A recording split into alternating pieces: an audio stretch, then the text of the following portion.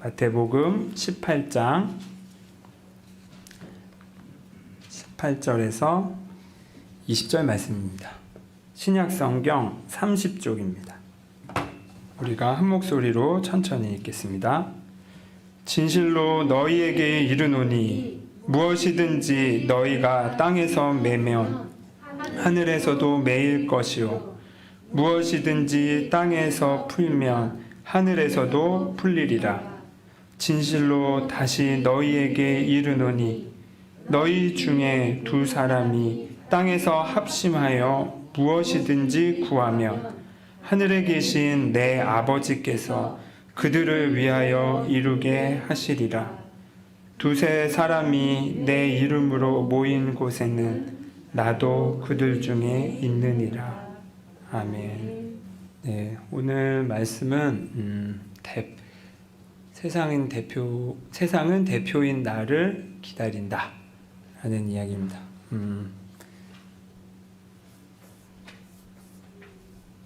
제가 지난 설 명절 때, 저는 고향이 원주거든요. 그리고 저희 친가는 이제 다 횡성 분들이세요. 그리고 이제 대체로 원주에서 지금 큰 댁, 작은 댁도 저희 집 이렇게 원주에 다 계셔가지고 명절에 원주에서 모이는데, 그 당시 명절에 제가 명절을 앞두고 이제 어떤 영감이 와가지고 그 명절을 맞이하기 전에 먹은 마음이 있었어요. 뭐였냐면, 여러분은 명절 때 이렇게 화기애애하시고 좋잖아요. 오랜만에 또 친지들도 보고, 그런데 이게 또 꼭 좋기만은 하지는 않을 때가 있어요. 심지어 어떤 때는 그냥 스트레스로 다가올 때도 많고, 어쩌면 특히 며느리분들은 또 아주 그냥 그 엄청난 그 중노동에 또 들어가야 되고,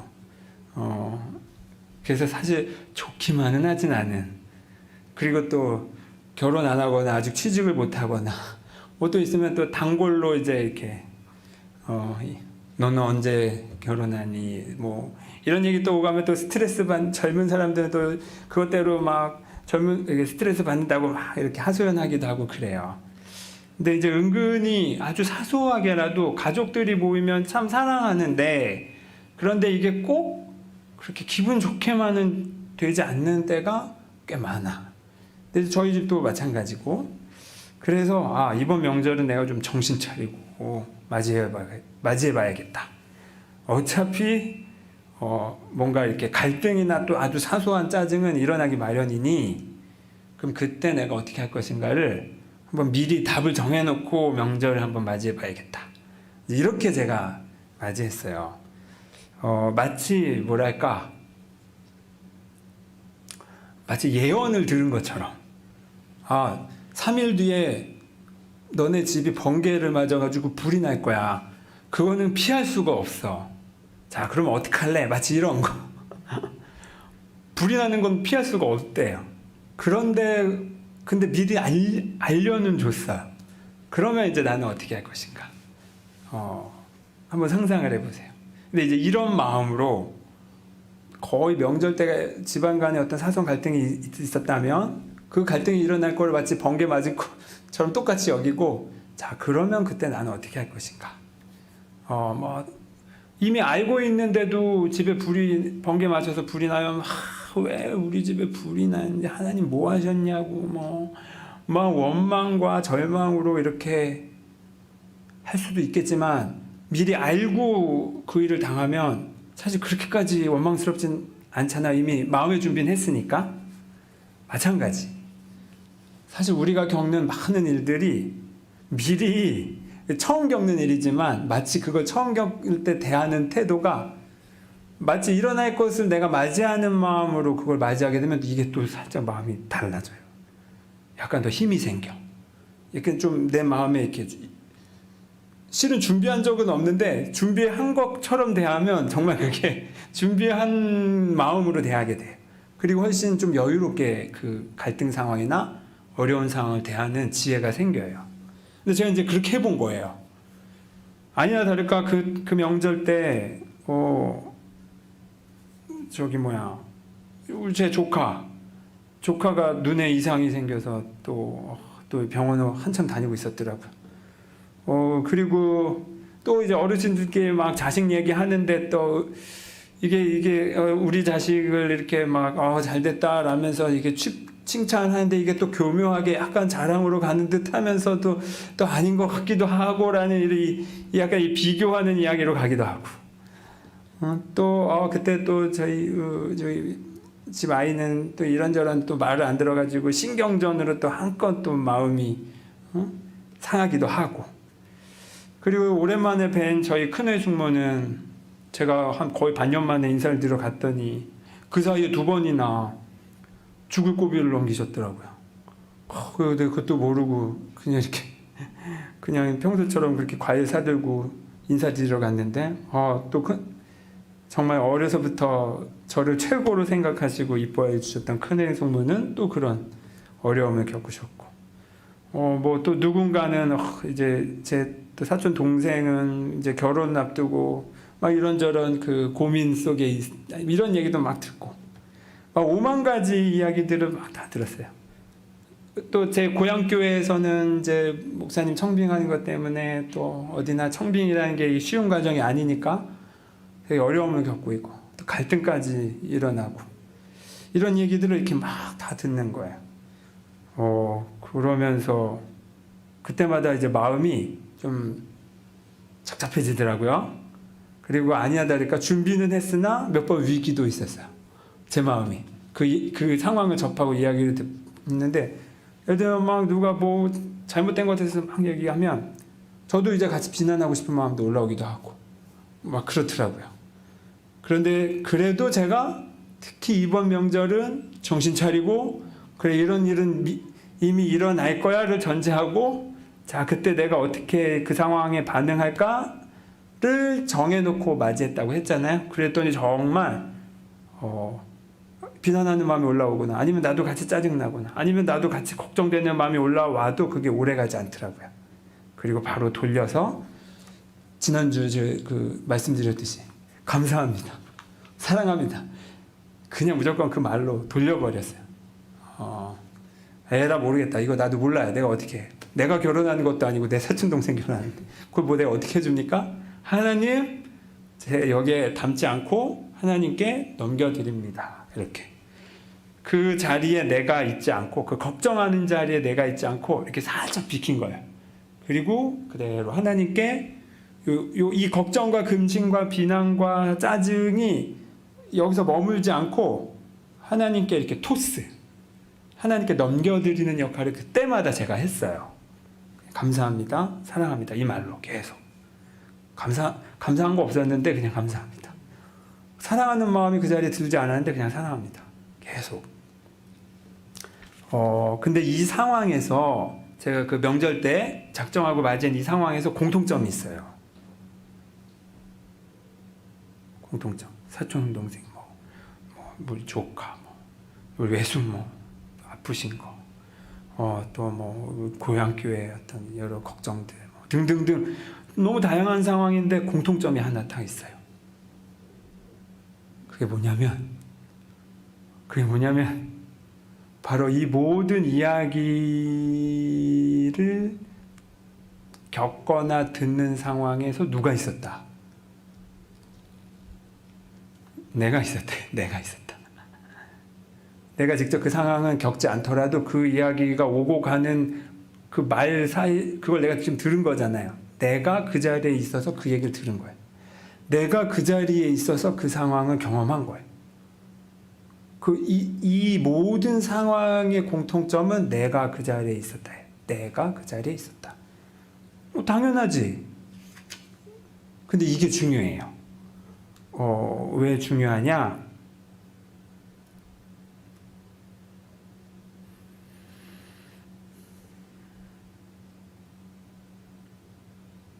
이 이야기가 내 귀에 들어오는 거를 내가 선택할 수는 없었죠. 이 상황을 겪는 거를 내가 선택할 수는 없었어요.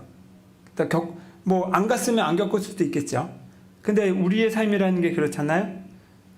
그 선택하고 싶어도 어쩔 수 없이 맞이하는 상황들이 있잖아요. 그러니까 이미 벌어진 일에 대해서 내가 선택은 할 수는 없는데, 그런데 선택할 수 있는 게 있어요. 그게 뭐냐면 이 상황을 내가 어떻게 받아들이고 어떻게 이해하고 그래서 어떻게 반응할지는 선택할 수 있어요. 자, 그것 때문에 이 말씀을 드린 겁니다. 그 자리에 내가 있었다는 건 왜 나한테 이런 일이 생겨로 우리는 보통 투덜투덜 됐는데, 그게 아니라 그 자리에 내가 있었다는 건 내가 다시 선택할 수 있는 또 하나의 선택 권한이 나에게 있다는 것을 또 말하기도 해요. 왜 하필 나에게 이런 일이, 왜 우리 가족에게만 이런 일이, 우리 집안에게만 이런 일이 일어날까? 왜 불행은 이렇게 한꺼번에 겹쳐져 일어날까? 만약에 내가 이런 생각으로 가득 차 있었다면 그때 나는 나 자신을 누구라고 생각하고 있는 걸까요? 나는 피해자야. 나는 이 불행의 피해자야. 왜 우리 집안에 이런 일, 왜 내 가족에 이런 일, 왜 나에게 이런 일이, 이 모든 공통점은 나는 피해자야라는 거예요. 자, 이제 피해자라는 말은 이제 쏙쏙 들어오시죠? 이제 중요한 그 정체성 중에 하나예요. 우리는 그동안 대부분 피해자 정체성으로 살고 왔는데, 아니다. 우리의 진짜 이름, 우리의 진짜 정체는 뭐다? 하나님의 자녀이다. 그리스도인으로 산다는 건 하나님의 자녀이다라는 이 정체성이 전부다라고 제가 좀 과감하게 말씀드렸잖아요.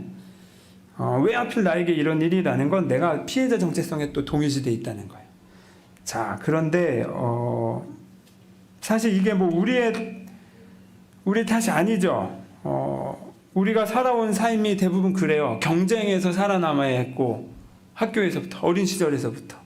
그리고 내가 뭔가를 잘해야만 내 존재가 인정을 받았고, 내가 근데 조금만 실수를 해도, 그 일부러 한 것도 아닌 실수를 해도 그렇게 혼이 나고 비난을 받는 게 당연한 것처럼 살아오다 보니 이제 어느덧 우리의 무의식에는 나라는 존재는 그 가치를 증명받아야만 살 이유가 있어 라는 식으로 인식이 되고 있어요. 그리고 남들도 내가 그렇게 봐요. 그리고 이런 식의 사고방식은 늘 조마조마해. 내가 뭔가 잘못할까봐, 혼날까봐. 아니면 누군가에게 또 누군가 실수를 했나 잘못했나를 따져 묻는 비난의 이 습성이 생겨. 결국 이거는 어떤 식으로 발전하냐면 원망과 불평으로 가게 되고, 그것이 결국 피해자 정체성이에요. 왜 나한테만 이런 일이. 그런데 이런 상황은 뭐랄까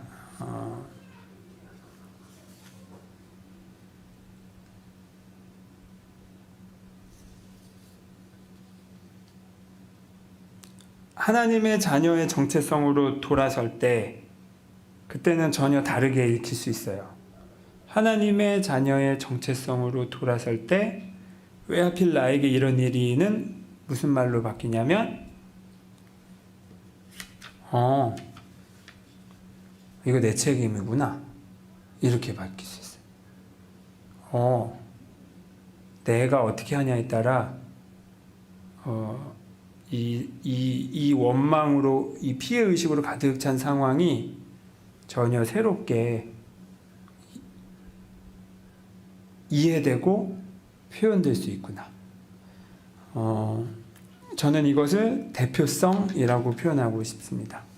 중요한 단어라서 저를 따라서 같이 말해보세요. 대표성.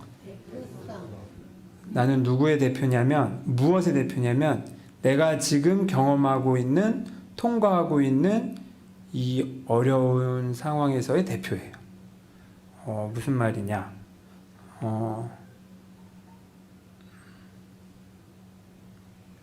제가 지난번에 그런 말씀 드렸죠. 저 신학교 때 공부하는 게 너무 힘들었다고. 되게 좋았는데 힘들었어요. 왜냐하면 처음 익숙해 있는 신앙에 당연하다고 생각했던 많은 그 신앙의 그 개념들을 하나하나 이렇게 다시 뒤집어가면서 이게 디딜맞는 돌인가 징검다리를 이게 내가 이 돌을 다 뒤집으려고 하니까 이게 너무 힘든 거예요. 어느 때는 이게 지금 하나님이 계시는 거야 안 계시는 거야까지도 그 돌을 뒤집었어야 되니까 이게 예수님이 그리스도인 게 맞아? 구원자인 게 맞아? 이것도 막 들쳤어야 되니까 이게 너무 힘들었어요. 그런데 그걸 내가 돌다리를 다 들춰보고 안전하게 다 해보니까 제가 할 수 있는 역할이 있더라고요. 그게 뭐였냐면 이 돌다리는 밟아도 돼. 이 설명을 내가 자신 있게 할 수 있는 거예요. 목사로서 그래서 저는 그때 그 과정이 너무 소중해요. 그때 그 과정을 모든 사람들이 잘 통과한 건 또 아니에요. 중간에 이렇게 포기한 분들도 소수지만 있어요. 그리고 그분들은 그분들의 시나리오에서 아마 하나님의 적당한 때 배움을 하겠죠. 근데 아무튼 저는 그때가 그 시기여서 어려웠어요. 너무 고통스럽고 힘들었지만 그런데 제가 이제 같은 고민을 하는 사람들에게는 누구보다도 확실하게 정확하게 이야기할 수 있는 이 자신이 생겼어요. 그리고 그것이 저의 역할이라고 생각하고 지금까지 이렇게 온 거죠. 내가 큰 병에 걸려본 사람들은 그리고 이 고통을 경험해 본 사람들은 같은 병을 겪는 사람들에게 말하지 않아도 해줄 말이 있잖아요. 해줄 수 있는 위로가 있잖아요. 마찬가지입니다. 대표라는 게 바로 이런 거예요. 내가 그 어려운 일을 겪었을 때 그거에 매몰되겠죠. 처음엔 아마 너무 힘들어서. 그런데 거기서 내가 피해자 정체성에서만 머무르지 않고 하나님의 자녀라는 내 깨어있는 정체성으로 전환하게 되면 그때는 같은 어려움을 겪는 모든 상황과 모든 사람들을 대표해서 내가 이 상황을 전혀 다르게 완전히 절망과 또 원망이 아니라 사랑과 감사로 바꿔서 경험할 수 있는 하나의 모범이 될 수 있어요. 모범.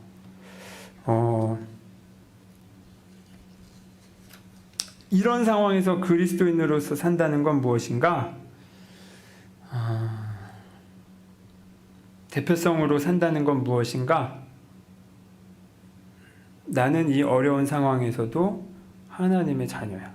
나는 이 절망적인 절망으로 보이는 이 상황에서도 여전히 하나님의 동일한 사랑을 받고 있어.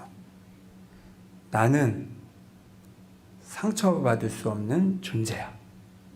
나는 무엇을 잘하거나 못하거나와 상관없이 지금 이대로 충분히 사랑받을 자격이 있어.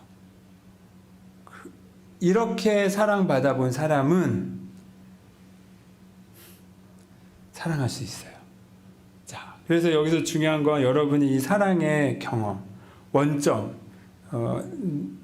하나님이 나를 정말 사랑하시는구나 라는 그 경험이 그래서 되게 중요해요. 거기서부터 다시 출발할 수 있거든요. 거기서부터. 오늘 읽은 성경 말씀 마태복음 18장 18절에서 20절 말씀이 이 대표성에 관한 아주 좋은 본문입니다. 성경에서 진실로 너희에게 이르노니, 또 19절 진실로 다시 너희에게 이르노니, 또 어떤 경우는 막 2번 말한 적 있죠. 진실로 진실로. 이럴 때는 여러분 이렇게 잠깐 마음을 멈추고 자세를 바르게 한 다음에 그 다음에 읽으셔야 하는 구절이에요. 예수님이 당신의 여러 말씀 중에서도 특별히 강조하실 때 진실로라는 단어를 이렇게 쓰시는 거예요. 이 성경 헬라어로 하면 이건 아멘이에요. 아멘. 이게 정말 진실로라는 이 단어가 아멘이에요. 아멘 너희에게 이르노니. 진실로 진실로는 아멘 아멘 이렇게 해요. 그만큼 중요하다는 이야기입니다. 근데 그럼 그래 예수님이 중요하게 얘기하셨어? 그래 그게 뭐지? 너희에게 이르노니 무엇이든지 너희가 땅에서 매면 하늘에서도 매일 것이요. 무엇이든지 땅에서 풀면 하늘에서도 풀리리라. 내가 여기서 누군가를 용서하면 하늘에서도 그 사람에 대해서 용서한다는 거예요. 내가 여기서 누군가에 대해 끝까지 미워하기로 결정하면 하늘에서도 나를 따라서 이 사람이 그거에 그 증오의 결과에 걸맞게 그냥 그렇게 냅두겠다는 거예요. 그게 누구 손에 달렸다? 지금 내 손에 달렸어요. 여러분, 나에게 지금 칼자루가 쥐어진 겁니다. 그런데 언제까지 내가 어린애처럼 에이 몰라 하면서 이러고 돌아다니실 거야? 지금 내가 쥐고 있는 이 칼자루가 누군가의 밥 먹이는 도구로도 사용될 수 있고, 근데 이 칼자루가 내가 까딱하면 누군가를 상처 입히는 데서도 사용될 수 있다는 거예요. 이걸 아니 이렇게 중요한 걸 왜 나에게 주셨을까? 이건 이렇게 생각하시면 돼요. 내 의식 속에서, 이거 되게 주관적인 지금 관점이에요. 그 객관적인 게 아니라 주관적. 내 눈에 특별히 미운 사람 있죠. 특별히 미운 사람. 근데 그 사람은 사실 다른 사람들 사이에서는 좋은 친구일 수 있어요. 근데 내가 보는 세상에서 그 사람은 아주 나쁜 사람이야. 그리고 그래서 결국 그가 무슨 상을 얼마나 받든 얼마나 칭찬을 받고 얼마나 존경을 받든과 상관없이 내가 보는 세상에서 그는 내가 용서하지 않았기 때문에 그는 끝까지 용서받지 못한 사람으로 남아있어요.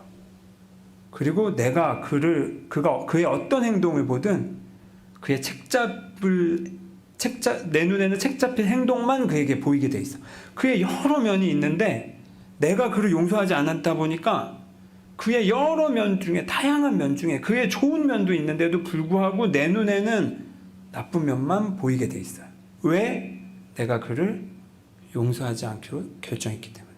내가 그를 끝까지 미워하기로 결정했기 때문에. 내가 보는 세상에서 그는 지옥에 있는 거예요. 그가 실제로 기분이 좋든 안 좋든과 상관없이. 근데 보세요. 이런 사람이 내가 보는 세상에 너무 많아. 뉴스를 보면 뭐 세상 다 정말 나쁜 놈들 뿐이고 이렇게만 보여요. 사회생활 하는데 온통 등쳐먹는 사람들 뿐인 것으로만 보여요. 라고 그렇게 보이는 세상에서의 다 지옥 같아, 다 그냥 막 나쁜 놈들 같아, 다 사탄 같아 라고 보는 그 세상에서, 내가 보는 그 세상에서 그러면 나는 어떨까? 나도 지옥인 거예요.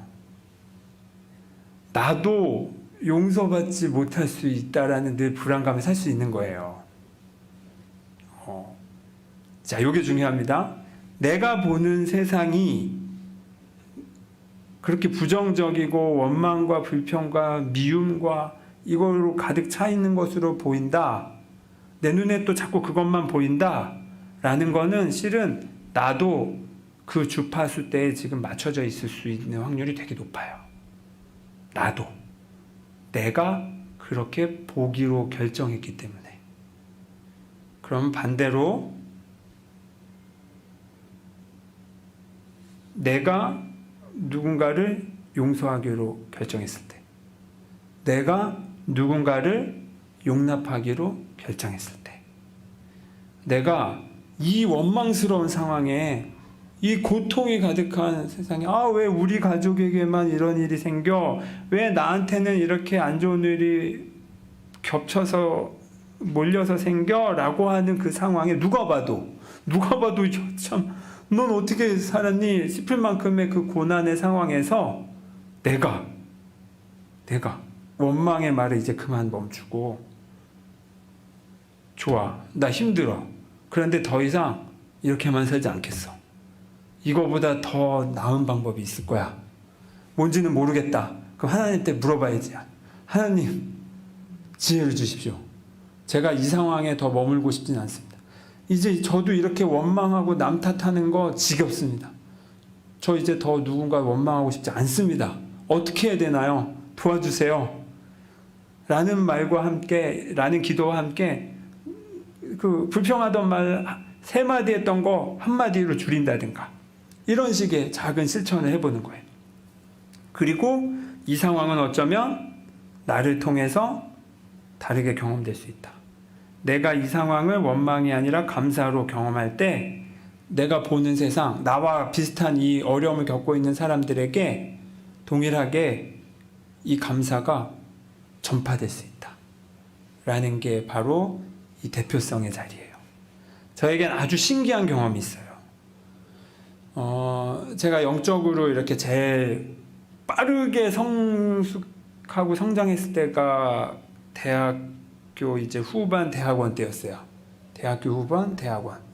요때 이렇게 이런 내적인 트라우마도 치유하면서 이런 많은 관점의 변화들이 생기면서 지금 딱 내가 하나님의 자녀가 맞구나. 하나님의 자녀라는 말은 뭐 이전에도 제가 모태신앙이니까 주구장창 들었는데 그 단어의 맛을 모르고 살았다가 이제 20대 중반이 돼서야 그 맛을 처음 경험한 거죠.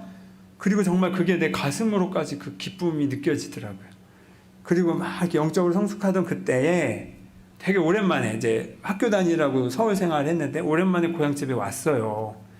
제가 알고 있는 그 중고등학교 때 우리 집은 너무 힘들었어요. 너무 불행했어. 제가 느끼기에. 어느 날 아침에 그 막 빚독촉하는 전화가 얘 어머니가 막 격앙이 돼서 막 말싸움을 하시는데 그 빚독촉 전화에 말싸움하는 거에 제가 그 아침에 새벽에 딱 깼는데 학교 가야 돼. 우중충한 날씨였어. 근데 그 전화 소리에 딱 깨고 제 첫 마디가 뭐였냐면 여기가 지옥이구나 이거였어요. 그만큼 제 마음이 되게 절망스러웠던 거죠. 여기가 지옥이구나. 뭐 앞이 하나도 보이지 않고 우리 가족은 과연 이 지옥에서 벗어날 수 있을까? 나는 이 지옥에서 벗어날 수 있을까? 라는 그 정말 한치 앞이 보이지 않는 그 절망감. 내가 그렇게 고등학교 때, 중고등학교 때를 보냈는데 제가 이제 20대 중후반에 그렇게 영적인 막 성장을 하고 우리 집의 사정은 달라진 게 없어요. 막 진짜 우리 아버지 너무 고생하셨어. 우리 아버지가 뭐 잘못한 것도 아닌데 뭐 집이 날아가고 막 그렇게 됐어요. 여러 가지 어려움이 있었는데 그리고 상황이 변한 게 없는데 내 마음이 이렇게 변한 다음에 어느 날 고향집에 왔어요. 제가 깜짝 놀랐어요. 어머니 아버지가 환하게 웃으시더라고요. 왜냐하면 이전까지 부모님에게서 웃는 모습을 제가 본 기억이 없어요. 아니면 웃는 모습이 있을 수도 있는데 제 마음이 어두워서 그게 보이지 않을 수도 있죠. 근데 아무튼 그 예전에 내가 느꼈던 그 지독한 절망이 완전히 사라졌구나가 그 순간 딱 보이더라고요. 우리 집의 경제적인 상황이나 뭐 여러 가지 상황, 아버지 뭐 아프신 거 하나도 달라진 게 없는데 근데 달라진 건 내가 내 마음에서 그 감사와 기쁨이 하나 완전히 바뀐 거, 내 정체성이 바뀐 거 이거 하나인데 내 상황까지 변하는 경험이 있었어요. 그리고 그때는 신기하다라고 생각했는데 그 뒤로 더 공부를 해보니 이게 맞더라고요. 우리 가정이 내가 보기에 더 화목해진 건 내가 내 삶의 태도가 변했던 게 원인이 맞구나를 알겠더라고요. 직접적으로 아버지 이렇게 마음 바꾸셔야죠. 원망하지 마시고 감사하세요 라고 말한 적이 없어요. 우리 아버지가 뭐 제가 말한다고 들을 분도 아니고 자식이 어떻게 부모님을 바꿉니까? 저는 아무 말도 안 했는데 우리 가족이 변해 있어요. 왜냐하면 이건 나중에 또 더 크게 나눌 때가 있는데 우리의 영이 이어져 있기 때문에 그래요. 영이. 육체는 떨어져 있는데 영이 이어져 있기 때문에 내 마음의 변화가 겉으로 누군가를 가르치지 않았음에도 불구하고 그의 변화로 이어질 수 있어요. 근데 물론 모든 상황이 다 그렇게 바로바로는 아니에요. 그거는 하나님이 정하신 적절한 때에 변할 수 있어요. 중요한 건 뭐냐면 이 상황을 바라보는 내가 피해자로 남아있지 않고 창조자로서 원망과 절망이 아니라 사랑과 감사로 이 상황을 맞이하기로 결정하는 순간, 내 태도를 정하는 순간 내가 굳이 누군가를 설득하지 않아도 이것이 전해진다는 겁니다. 그리고 나와 같은 어려움, 나와 같은 상황을 겪는 많은 사람들에게 이것이 하나의 내가 깃발이 되어서 저렇게 살 수 있구나가 그 표본이 될 수 있는 거예요. 예수님의 말씀은 이겁니다. 네가 땅에서 매면 하늘에서도 매일 거고, 네가 땅에서 풀면 하늘에서도 풀릴 거야. 자, 이제 어떻게 할래? 자, 이제 지금 내가 겪고 있는 내 가정에서, 내 직장에서, 내 자녀에게, 혹은 내가 모이는 어떤 상황에서, 혹은 우리 지역사회에서, 혹은 우리 대한민국에서 원망할 거리가 얼마나 많습니까? 피해자 의식에 처할 게 얼마나 많습니까? 그때 내가 말 한마디를 어떻게 하냐가 모두에게 쫙 물감 번지듯이 번질 수 있다는 거. 다만 그게 내가 기대한 대로 바로 팍팍팍 변하지 않는다고 해서 그것에 매이시면 안 돼요. 그거는 하나님께서 하나님의 때에 적절히 하실 거예요. 다만 중요한 건 내 태도를 정확하게 정하는 것. 그리고 그것이 그에 걸맞는 열매로 이어질 거라는 것. 이것을 여러분 꼭 기억하셨으면 해요. 예수님께서 또 이어서 말씀하셨습니다. 내 이름으로 두세 모인 곳에 내가 거기에 있겠다. 이런 대표성의 자리, 이 창조자로, 피해자가 아니라 창조자의 대표로서 모인 사람이 정말 한 명만 있어도 그 사람 때문에 변하는데 2명, 3명만 있어도 실패할 수가 없어요. 무슨 상황, 무슨 과제든 실패할 수가 없다. 이것을 꼭 기억하시기 바랍니다. 그냥 기도하겠습니다.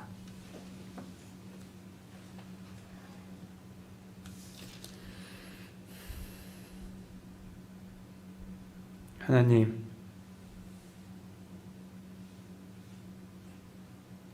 여기에 제가 있습니다. 주님께서 우리를 늘 부르셨습니다. 모세를 부르듯이 우리를 부르셨고, 노아를 부르듯이 우리를 부르셨습니다.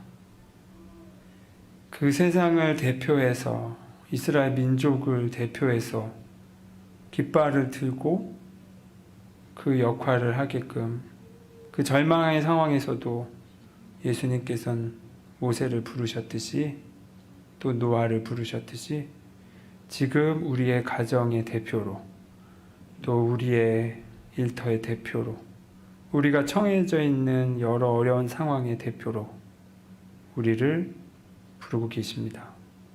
주님, 우리가 38년 된 병자의 원망과 투덜거림에서 이제 자리를 털고 일어나겠습니다. 그리고 이사야가 대답했듯이 주님께 제가 여기 있노라고 응답하면서 우리가 처해 있는 모든 상황의 대표로서, 창조자로서, 사랑과 감사의 우리의 태도로서 이 상황을 맞이하겠습니다. 주님, 우리의 이 작은 그러나 소중한 결단이 어떤 결과를 일으키는지, 얼마나 놀라운 기적을 일으키는지 우리의 두 눈으로 경험하게 도와주십시오. 예수 그리스도의 이름으로 기도드립니다. 아멘.